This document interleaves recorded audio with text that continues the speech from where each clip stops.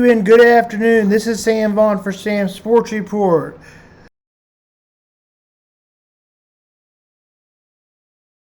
The definition is a learning disability characterized by reading and dyslexia occurs when a children's vision is normal and cannot read and mixes up words. It's very common in more than 3 million people per cases a year. Treatment can help with this condition but is not cured. Chronic can last for years or a lifetime. Self-diagnosis, I say though you need a test in my opinion. When I was in college, I got a reader due to dyslexia, note taker, and scribe because of my writing. When I got tests, I got double the time. A college can't provide this if you don't have the testing for the accommodations. A drug-free approach to dyslexia, the brain balance of achievement of center, is detected to children struggling with behavioral social interactions goals outside the classroom. The first step of the child's journey is brain balance. This assessment is to identify children's unique challenges and develop a personalized plan will help you overcome your struggles. Your child's sessions is individualized based on her assessment. These sessions will active weaker areas of your brain and should increase function. I wish they had something like this when I was a kid. They had a school that was for kids for learning disabilities called for Horizon Academy, but it didn't work like this center.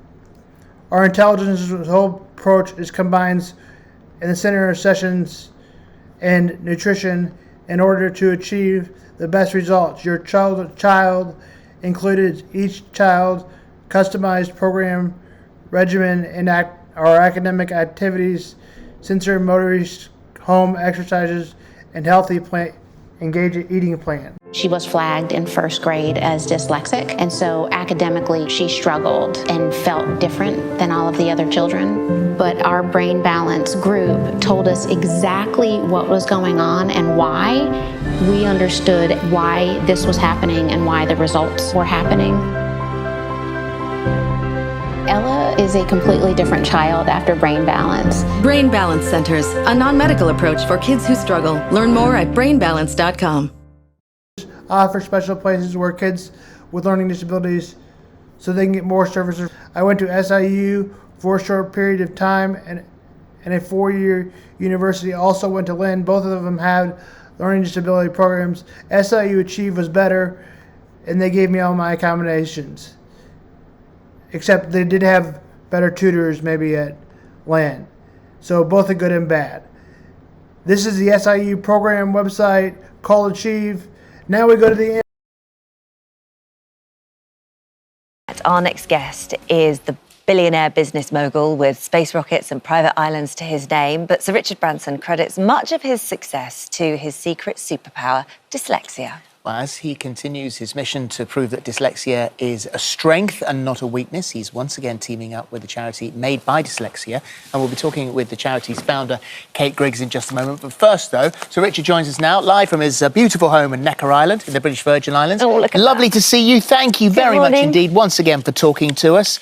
There will be families today, or around today, who will have that diagnosis within them, saying your child is dyslexic, or finally someone will have the diagnosis that they've been looking for. You were diagnosed in your 20s.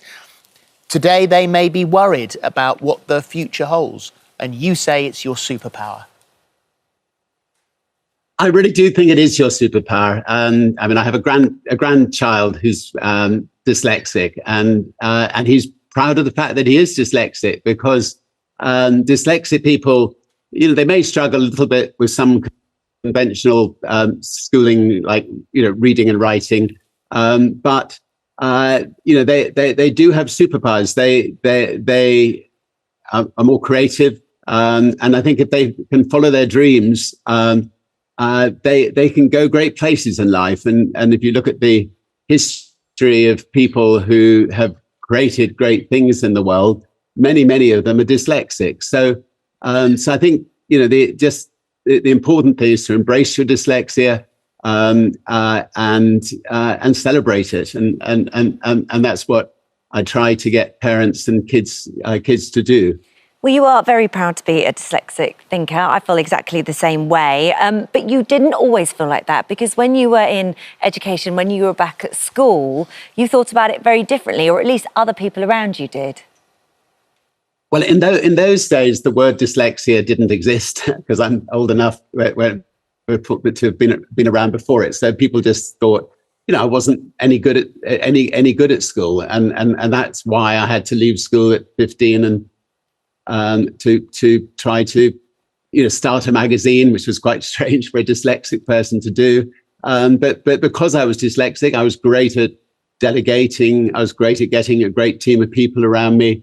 I knew what I was good at, and I followed my own personal passions, and I found other people to help me with the things that I wasn't good at. And of course, today you've got things like AI, so that dyslexics don't need to worry about the fact that they're running a magazine and they can't, spell properly or write properly. They can get AI to help them out. And so it's quite a powerful combination for businesses to have, people who have their dyslexic strengths alongside some of the modern day technology that's emerged. We're going to we'll talk about the AI in just a second. What I was interested in also, so there was a 2019 survey, 40% of top earning CEOs are dyslexic. You say this is not a coincidence. It's not. I think, if you struggle at school at some particular area, your brain is going to compensate by by exceeding the areas that you're good at, and of course schools really have been built just to sort of teach people the basics and teach everybody the same. And dyslexics will ultimately reject that, and they'll go out into the world, and they will be creators. And I mean, for instance, if I may, I was running a magazine. If I'd asked something like AI to decide, what I should do next, it wouldn't have said, start an airline or build a space company, or try to transform Britain's rail network, or build a cruise company. And but as a dyslexic, I'm inquisitive. I love to learn. I want to create new things that I can be proud of, and that applies to a lot of dyslexics. Well, Richard, you've been working very closely with the charity Made by Dyslexia, and Kate is the founder of that charity. She's here now. Kate, your own experience with this, you yourself are dyslexic. Go to the MLB. We did not get to give you an MLB update yesterday. Royals lose again, 7-11-7, and 1-13 at home. The Royals will go back at it tonight. They will have Kyle Gibson on the mound, the Orioles will, and Zach Greinke will go for the Royals.